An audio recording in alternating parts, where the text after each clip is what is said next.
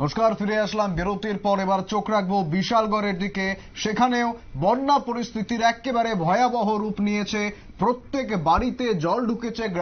বিশালগড়ের বিস্তীর্ণ অঞ্চল একেবারে জলের তলায়। প্রচুর মানুষকে সরানো হচ্ছে শরণার্থী শিবিরে, যাদের বাড়িঘর জলে একেবারে নিমজ্জিত, জলে ঢুকে গেছে। তাদের বাড়ি ঘরে তাদেরকে কিন্তু শেল্টারে নিয়ে যাওয়া হচ্ছে, অর্থাৎ সেই শরণার্থী শিবিরে নিয়ে যাওয়া হচ্ছে এবং উদ্ধার কার্য চলছে। ইতিমধ্যেই রাজ্যে দুটি এনডিআরএফ এর টিম এসে পৌঁছেছে, পাশাপাশি আরো কিন্তু এনডিআরএফ আসার কথা রয়েছে। স্বরাষ্ট্রমন্ত্রীর সঙ্গে ইতিমধ্যেই কথা বলেছেন রাজ্যের মুখ্যমন্ত্রী মানিক সাহা।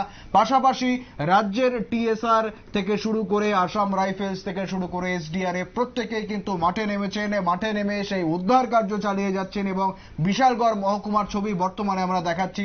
ঠিক বাড়ির সামনে দেখতেই পাচ্ছেন হাঁটু সমান জলে দাঁড়িয়ে রয়েছেন বহু লোক এবং সেই ছবি দেখে সহজেই আপনারা অনুমান করতে পারছেন যে ঘরের মধ্যে ঠিক কতটা জল থাকতে পারে। অর্থাৎ প্রত্যেকের বাড়িতে কিন্তু জল ঢুকেছে। গাড়ি ঘোড়া একেবারে স্তব্ধ। যান চলাচল বা স্বাভাবিক জীবনযাপন কিন্তু একেবারে বন্ধ বিশালগড়ে। সেই ছবি দেখতে পাচ্ছেন আপনারা সরাসরি নিউজ ভ্যানগার্ডের পর্দায়। যারা বন্যা দুর্গত রয়েছেন, অর্থাৎ বন্যা পীড়িত লোকজন, তাদেরকে কিন্তু শরণার্থী শিবিরে অর্থাৎ শেল্টার সেন্টারে কিন্তু শিফট করা হচ্ছে। তারা ঠিক কি জানাচ্ছেন একবার শোনাবো। জল টল ঢুকে সবকিছু কইরা সকাল 7টার সময় ঘরটি হালাইছে, এটা হালাইছে কালকা আর এটা হালাইছে সকালে। এরপর গ্যাসের চুলা বুলা আমরা খানা টানা নাই কালকা থেকে নাতি তুলি আমি থাউনের জায়গা নাই। তো এই ব্যাপারে কেউ চাইছেননি, কেউ জানাইছেন না না জানাইছে আইসা না, তারা আইসা না, হয়তো ওর সানা জলের লেগে এখন তারা কি দাবিতেছে? তারা আমার থাউনের জায়গা আমার খাওয়ান করছে কবুতর নাই, আমার খাওয়ার জায়গা কোন দাম লাগবো যেমনি হোক এমনি। আমি নাতি তুলি আমি থাম কোনো জায়গায় নাই, সব আমার তোলে বানির তোলে। এখানে কি এখনো জল যাইতেছে না? কোনো এখানে কি রাত্রে হয়েছিল, এটা ভাঙছিল? এই কি কারণে জল? রাস্তা ব্লক, চারিদিকে ওই মাটি ফালাইছে। ওইখানে যে একটা কালভার্ট, ওই কে ব্লক করতেছে? তারা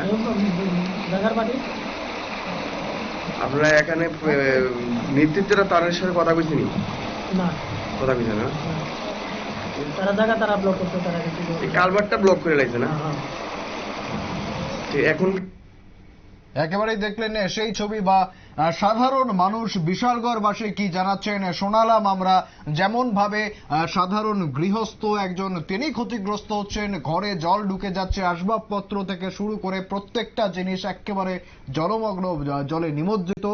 সেক্ষেত্রে যে ক্ষতির সম্মুখীন তারা হচ্ছেন। পাশাপাশি যদি কৃষকের দিকে তাকাই বা কৃষি জমির দিকে তাকাই, সেক্ষেত্রে কৃষি জমিতেও জল ঢুকছে, যে কারণে ক্ষতি হওয়ার আশঙ্কা করছেন সেখানকার কৃষক মহল। ফিরে আসছে একটি বিরতির পর, সঙ্গে থাকুন।